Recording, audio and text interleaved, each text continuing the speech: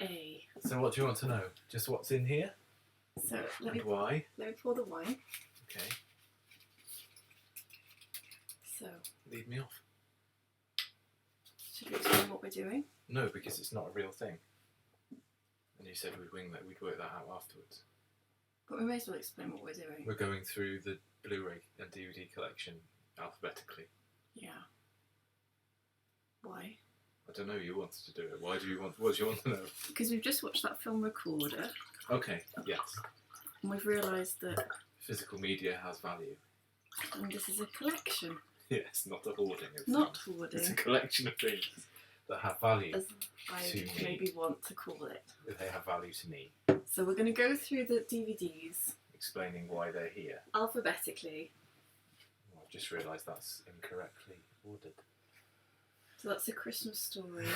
And it's under C. Uh-oh. But the other A somethings are here, although they might not all be like that. So that's one of the questions for this. So one of the questions I'll leave is, that there for now. this is alphabetical, Yes. a concept I struggle with. Yes. What happens, how deep do you go into the alphabetising? In single films are alphabetised. Mm-hmm. If there is a box set, for example, the Jurassic Park trilogy, that goes under J for Jurassic Park because it's the first one, which means that the Lost World Jurassic Park is out of order, but it's fine because it's part of the Jurassic Park trilogy collection. Is this why you buy collections and not single DVDs? No, that's the collection because it's the collection. But there's a tricky thing there though, in that gets to be in this wall because it's still Jurassic Park as the film. Yeah? Yeah. But the Man with No Name trilogy is in the box sets because I wouldn't want to put that under A Fistful of Dollars because it's called the Man with No Name trilogy. It's not A Fistful of Dollars, A Fistful of Dollars 2, A Fistful of Dollars 3. I mean, you lost me at Jurassic Park. Okay. If we had any listeners, they're gone. No, they wouldn't be. So let's go for what's in the A. So they also, like with alphabetising in a library, the doesn't count as a word. So the Goonies is under G for Goonies. Noted. They're also alphabetised by their English versions of their names if they're foreign Blu-rays and DVDs. Right. Which we'll get to one of those in a moment. Okay. How many? When did you start this collection of DVDs? In 1999, when Fight Club came out on DVD. Mm-hmm. And a classic. Before that, I had about 400 VHSs. And glad I didn't know you that. Blu-ray came out, DVD came out, and a guy at work came home from his lunch break at British Gas with Fight Club on DVD in a nice cardboard sleeve. And I hadn't bought the VHS of Fight Club yet, and I realised that I wanted the DVD of it instead because it looked better. So I went and bought the DVD of Fight Club, and then about a month later I bought a DVD player. And now you collect Blu-rays. So yeah, then I had 2,000 DVDs-ish. And now, I don't know how many Blu-rays there are, not as many as there were DVDs. And why and Blu-rays? 4Ks. Because Blu-rays are better picture quality and sound quality. Okay, they're closer to watching the film on a big screen. Yeah. So we start with A Christmas Tale. Okay. The French festive comedy that no one came to. 2008 that no one came to see. When but we that is put it excellent. on last Christmas. Yes, but that is excellent. It is excellent. With Catherine Deneuve as the matriarch of a dysfunctional family. You didn't fancy doing a separate Christmas section? No, because that's ludicrous. Okay. I hate it. People organise things by genre. What genre do you put Alien under? Science Sci-fi? fiction? Horror. Do you have to then have a section called science fiction horror? And what about if there's a section called horror science fiction? Have you ever thought of colour coding them like people book? That's book also tools? incorrect because I can't remember what colour the edge of each of these films is, so I'd never find them. It'd look nice though. It would look nice, but if you said to me, go and find Kill List, off the top of my head, I wouldn't know that Kill List. I bet it's orange. I knew it was going to be orange. Well, no, it has a pale beige edge. So how did you find that? Anyway, so A Christmas Tale, which is the American Criterion edition, because it was the best quality picture and it has the best extras on it. And we're looking forward to The Truth, aren't we? Yes, The Truth with Deneuve as well. But not from that director. No, The Truth is Corrieda that directed Shoplifters, that we also loved. Yeah. Next on the list, A Field in England, which is still the DVD, that's due to be upgraded at some point. A folk horror classic from Ben Wheatley, who is the first in the A's of the directors who I love him as a director, and I love the fact he exists. I don't like all his films. What films don't you like? Well, I do. I don't find them all amazing. I think they're interesting more than amazing. I love Kill List, and I really enjoyed Free Fire. I didn't like the Tower Block one. Oh yeah, with Tom Hiddleston. But I like the fact it exists, and I did watch it all, and it was interesting. Mm. Next up. How many are in A? Just to... Because we said this was going to be half an hour. Well, you're going to struggle when you get to S, and there's like 50. Yeah. Maybe you'd have to pick out some key ones. Maybe we will do that for B. A classic. The African Queen in a delicious, glorious remastered box set. The only problem of the Eureka box set of this is that the boxes were made slightly too small, and it's almost impossible to get the discs out. Pretty tight. Yeah. Next up. L'Âge d'Or and Un Chien Andalou. Louis Buñuel and Salvador Dali's surrealist silent classics. I didn't know Salvador Dali made films. He did, with Louis Buñuel. Akira, one of the greatest Japanese films of all time. Animated. The first feature-length animation that I saw that made me realise that it wasn't just Disney. Okay. Alien and Aliens. Not the third one? No, that's the box set of all four. Oh. That's Alien in 4K. Oh, right. All About My Mother. Yay! Todo sobre mi madre, but put under All About My Mother. Yeah, directed by... Almodovar. Yeah. A Matter of Life and Death, one of the greatest films of all time. Still on the Howard and list. Pressburger. We're going to show it, weren't we? Yes, we were going to show it in the 4K remaster. This is the Criterion Blu-ray of it, again imported from America because the ITV one didn't have all the extras on, and I imported this the minute it came out in America. Amelie! One of the greats. Overdone slightly there. Still greats. Still great. American Psycho. I've only ever seen that one. Best horror film directed by a woman? Discuss. Is it directed by a woman? Mary Harron. What else did she do? Not very much, but she did one of the greats.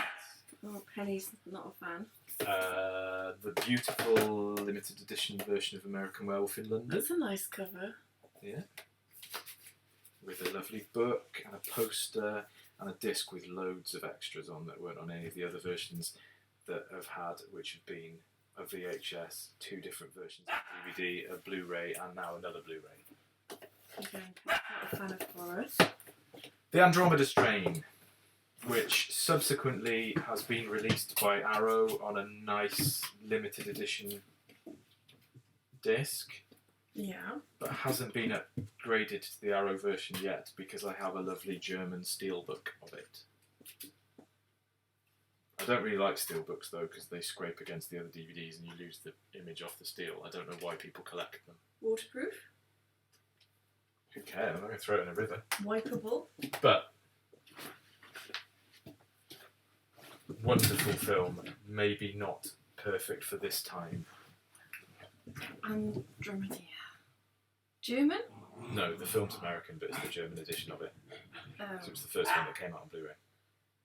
What's that about then?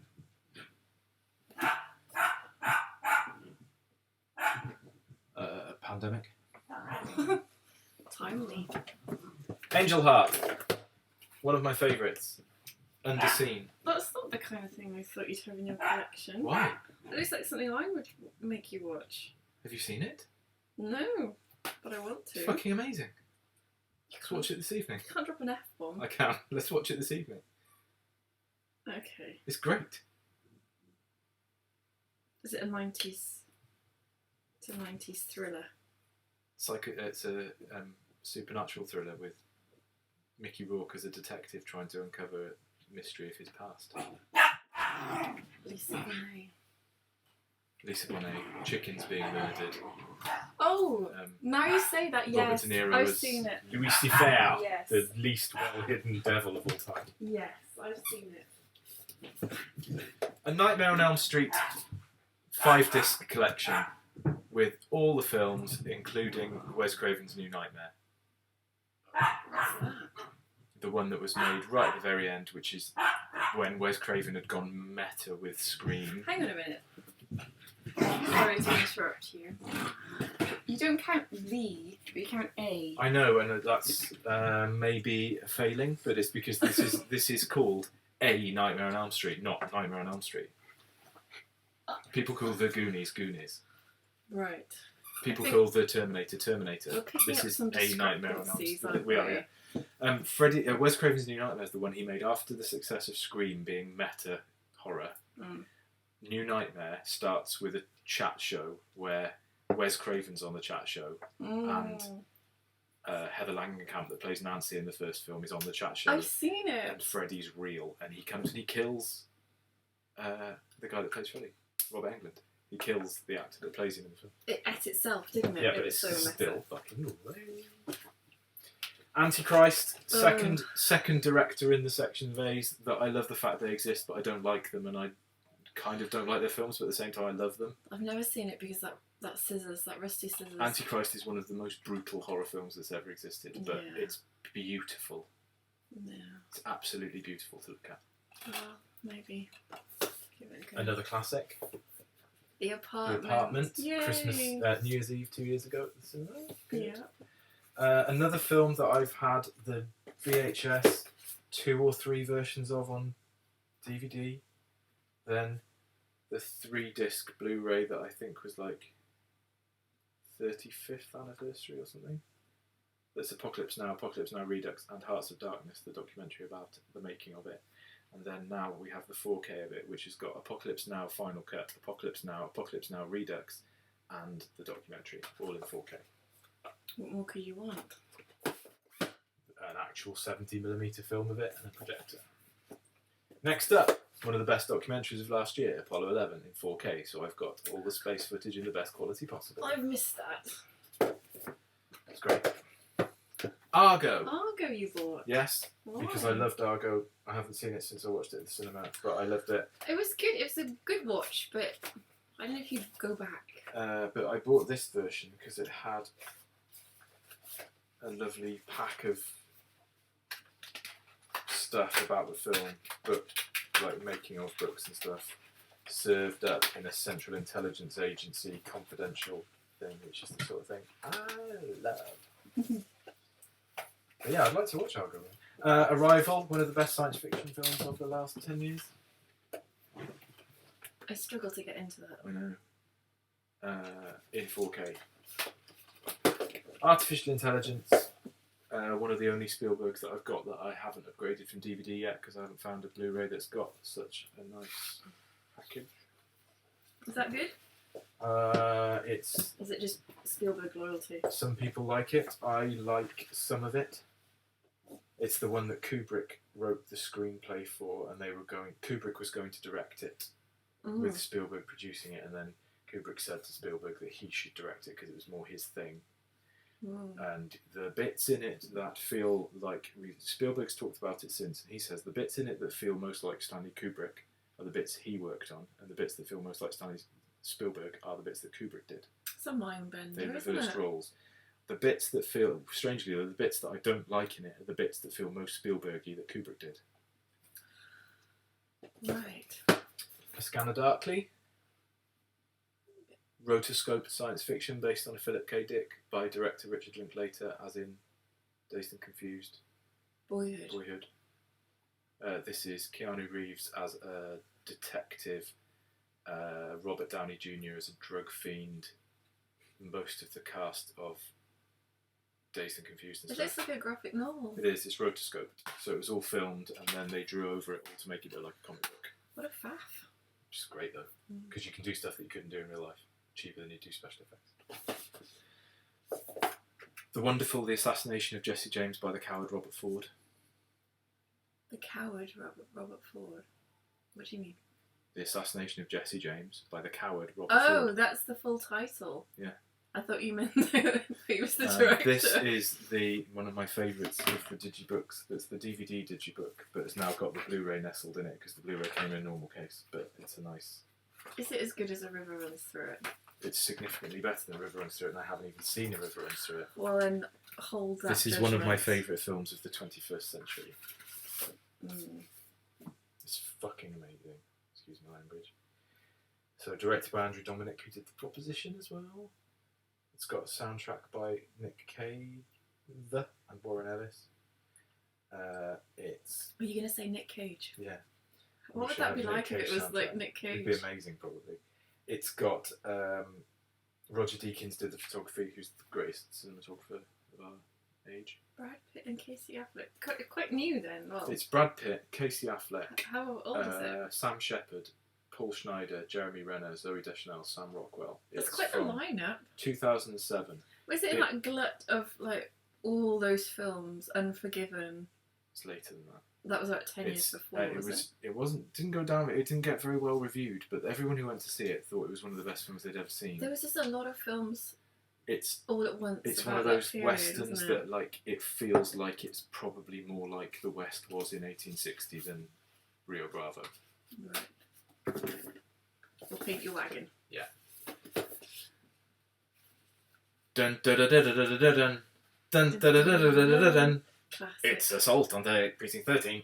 Or Picking of Pelham 123, as I like to call Yes, it. like you like to call it. That's the nice.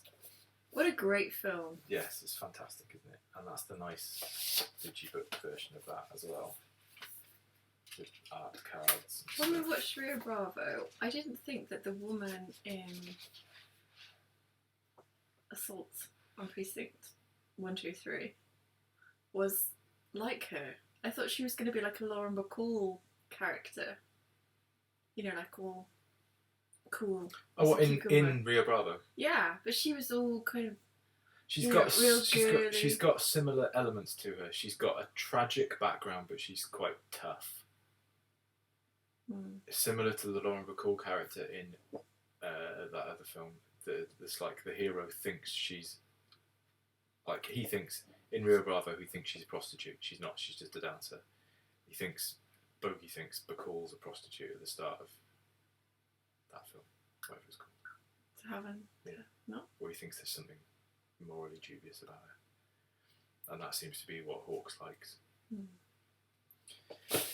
How many more shelves have we got to We've go? got 4 left. We've got 4 DVDs left? Yeah. Blu-rays Yeah. left? Wow. We haven't talked about much of it, was there? No. Streetcar Named Desire. Elia Kazan, Sure. written by Tennessee Williams. Great. In a tin. In a tin. A limited edition steelbook again, but I don't like the tins. Next, we have A Touch of Zen by King Hu. 1970. Wuxia science fiction. Not wuxia science fiction. Wuxia kung fu film. Wuxia being the ones where they can fly around and stuff to over-exaggerate how powerful their kung fu is. On I've wires. never watched a kung fu film. This is 3 hours long. If you had to recommend, that's like over double what I can take. Yeah. If you had to recommend a beginner's kung fu film, A wuxia kung fu film or a kung fu film? just any. Beginner's kung fu film is Enter the Dragon, Okay. because Bruce Lee's the greatest. But if you want to watch a wuxia where it's set in the past and it's slightly magical and they fly around and it made What's the a made Wuxia. WUXIA is the genre of like magical kung fu. And it's where the Matrix comes from. The fact they can all float around and stuff is because of these. Okay. And there's a couple more of them here that I haven't watched yet. So King Hu's the master of them, Touch of Zen, but he also did Legend of the Mountain and Reigning in the Mountain, which are respectively 2 hours long and 3 hours 10 minutes long. Why so long? Because going out to the cinema in China, like in India, was an event. So Bollywood films are all 3 hours long as well. But at least there's a bit of music in there. So you go out for the entire... These have got music in as well, but not Oh. like musical numbers. They've got little dances and stuff in. You'd go out and watch it for the whole day and have breaks. You're not a fan of a break in a film, though, are you? No, it's unnecessary. Next up, another of the greatest horror films of the 21st century? No, it's 1999, end of the 20th century. Audition. Oh. Looks dark. I can't say anything about Audition for people who haven't seen it. You need to watch it. It starts as what appears to be a rom-com. Can I see the... That looks interesting. It starts in a very rom-com-y style with a man... Takeshi Miki. Miki. The most prolific and grotesque director of Japan. Is this a tin? It's a steelbook as well. Steelbook. So Audition starts like a rom-com with a man trying to find a partner, and he and his friend sit behind a desk and audition ladies that come in, and obviously most of the ladies are not that interested, and then a beautiful woman comes in, sits opposite him, and is strikingly attracted to him, and he can't believe his luck. And he shouldn't have believed his luck. It's a good setup. Because she ain't no normal lady. Okay. It's got two of the most horrendous scenes I've ever seen in Japanese cinema. It's amazing. Is that the type of thing you'd watch again? Yes, Audition's worth watching again. And then last in the A section is Michelangelo Antonioni's L'Avventura that we screened upstairs at Turner Art Gallery. Yes. So this is the first of the 3 or 4 films that Antonioni made that were about middle class ennui. Yeah. But the L'Avventura setup's really interesting. It's what's her name? Monica Vitti. Actress. Yeah, and her friend, who's played by Gabriella Fezzetti, go on a yachting day out with a load of posh people. Who her friend is the... Does that mean adventure in Italian? Yeah, her friend is the girlfriend of the guy whose boat it is. She tags along. They go to an island. The friend goes for a swim. The friend vanishes. They spend the first half of the film wandering around the island, haplessly, aimlessly trying to find her because they don't really think anything's gone wrong. They're more interested in their day out. And then they realise she's not coming back. And the second half of the film is the boyfriend of her friend hitting on her and then her getting together with him. What? The really interesting thing about L'Avventura is that the woman who plays the friend was a really famous big star, and Monica Vitti was just brand new, and the friend goes missing about 5 minutes into the film, so they got rid of the one who was the big famous star, and Monica Vitti's in pretty much every scene and she's beautiful. So it was like she got all the roles after this. I mean, it's kind of like it's a 1990s thriller plot, isn't it? Yeah, well, they're all based on these things. But this looks art house. It is. It's very slow. It's black and white. It's beautifully shot. It's kind of weird but magical, and they're you have to be in the right mood for the Antonionis because they just very little happens. They're just about watching people being bored. Well, it sounds like that's a packed plot there. Yeah, I guess so. It's great though. So. And that's A. That's A. So if you had to go to a desert island and only take 3 DVDs from A, which ones would you take and why?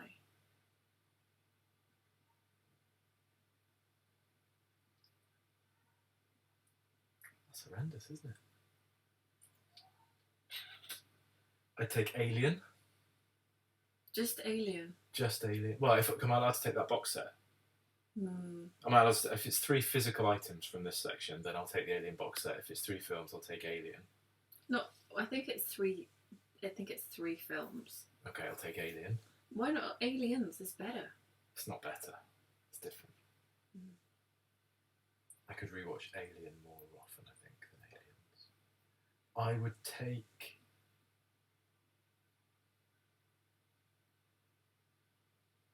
This is very difficult. I'd take A Matter of Life and Death, I think. And I would take...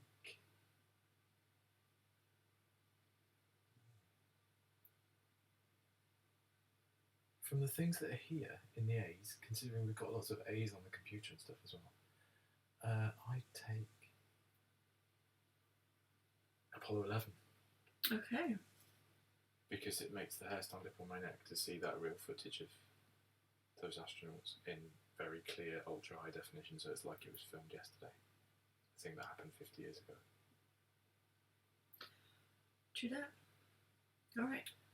But because much as I love lots of these, I wouldn't watch Apocalypse Now over and over again on a desert island, but I could watch Alien every Saturday night as my thriller. I could watch A Matter of Life and Death every Sunday afternoon as my Sunday afternoon film, and I could just have a loop of Apollo 11 going in the background. Yeah, you might know how to build a spaceship by the end.